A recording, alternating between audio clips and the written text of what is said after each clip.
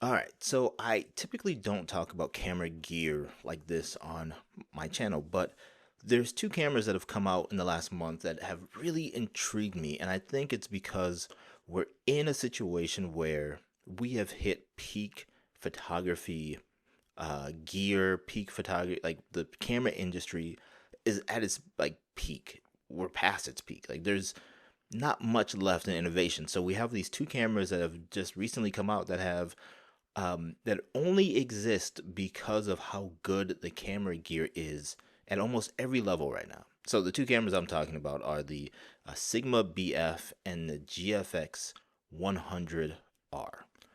B, BR. RF. The GFX 100 RF. So what are these cameras? The Sigma camera is a full frame camera from Sigma, I believe it's like 24 megapixel. It's this beautiful camera that's machined out of a single piece of aluminum, and it's takes so much time uh, to cut out. They can only make 9 of these a day, so super intensive way of making a camera, and it looks amazing. Everyone who's talked about it says it looks beautiful. There's a silver version, a black version, and I will have links down below to like a couple reviews if you want to see them. They're again looks beautiful. It takes L mount lenses, so you have Sigma lenses, but I guess if there's other L mount lenses, it will be able to take those. And then you have the Fujifilm GFX, yeah, GFX 100 BF RF. I keep saying BF 100 RF. This is a medium format unibody camera like the X100 line, but and it's an everyday carry camera. Has a 100 megapixel medium format sensor and a 28 millimeter full frame equivalent lens on there. Again, all one body. You put like a filter on there, it becomes water resistant. Now, both of these cameras, as cool as they are, like on paper, they sound really cool. They both have some really unique drawbacks between the two cameras, right? So on the 100 RF, on the Fujifilm side, it doesn't have image stabilization. The lens is like a equivalent to like 3 point something, so it doesn't have like a f2.8 lens or anything like that. So you have to bump up the shutter, the ISO, if you want to take pictures that aren't too, um, that are in focus and like sharp at a lower light. Um, it does have dual card slots, which is really cool for some of people who like that. And it is not much bigger than the X100 line. So it's probably as big as my a little bit bigger than my Sony A7CR here. So this is you can kind of get like a size of it. Now I have not used either one of these cameras, but again, I think it's cool to talk about. Then the Sigma camera, um, it is again all aluminum, and there's only one USB, or there's a USB C port, 256 gigabytes of internal storage. So there's no memory card slot, and as of this time, you can't write to the you can't write to like a external hard drive or anything like that through the USB port. The screen doesn't flip up or flip out. It's there's like the screen is just in body, and the menu system is rather interesting. That's being nice. It's I think it's a stupid menu system. It's the way that you have to get to your aperture and all this other stuff. It's like it's nutty. That's the best I can describe it as. Again, I will have links down below to both to reviews of both of these cameras and like people's initial impressions and all that kind of stuff. I'm saying all this to say I think we have reached peak photography innovation. I obviously, I think Sony at some point is gonna put like 100 megapixel sensor, full frame sensor in one of their cameras. I'm not talking about that. I'm talking about like what these cameras can do at again every level: micro four thirds, APS-C, full frame, now medium format. They're really good, and it's hard for these manufacturers to come out with cameras that will make us want to purchase them on a semi-regular basis. I mean, the A7CR, which I have, and the XT5 both came out, a few years ago. The XT5 came out in September of 2022, so it's like 2.5 years old now. And the A7CR came out a year later, so it's a year and a half. And even before then, like if you looked at the XT3, XT4, and the A7C, the original A7C, and I'm just using Sony and Fujifilm because that's what I use, but I'm Canon, Nikon, Panasonic, Olympus, like I'm this will apply to all of them. I These cameras are really really good. Like, so I have here the A6700. Now, the A6700 or even the A6600 will do really amazing things. And if you pair, like right now, I have the full frame 24 f2.8 Samyang lens on here. This is a tiny, tiny camera setup. And when I pair it with my A7CR, like these are two tiny cameras that I can bring with me almost anywhere. I can take them into baseball games. I can take them into museums or stuff, and no one's gonna say much about them. But yet they're super powerful. I mean, even the A7CR is like overkill for someone like me. I easily could have gotten the A7C2 and still been perfectly fine with the way I shoot. My point is, I don't know who these new cameras are for. And they're just two out of all the new cameras that will be coming out, and Sony will come out with a new camera and up the megapixel and all this kind of stuff. But like these two cameras I feel only exist because, and they're so niche. Like that's the other thing. Like these two cameras that are so niche because these cameras are so good.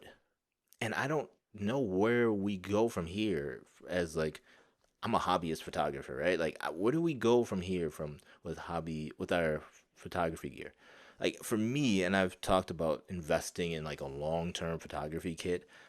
These cameras that I have right now, here's my A XT5 with the Viltrox 27 mm lens. So again, nice and small, and I even have like a handle on here, so if I took the handle off, it'd be even smaller.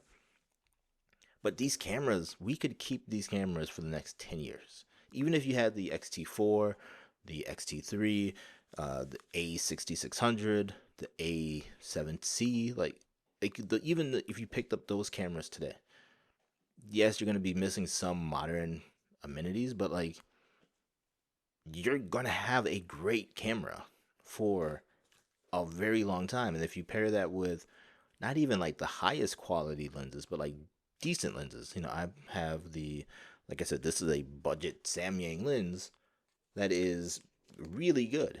Or you can get for Sony, you can get Sony, they have their 24, 40, and 50 mm little small lenses. You can get those.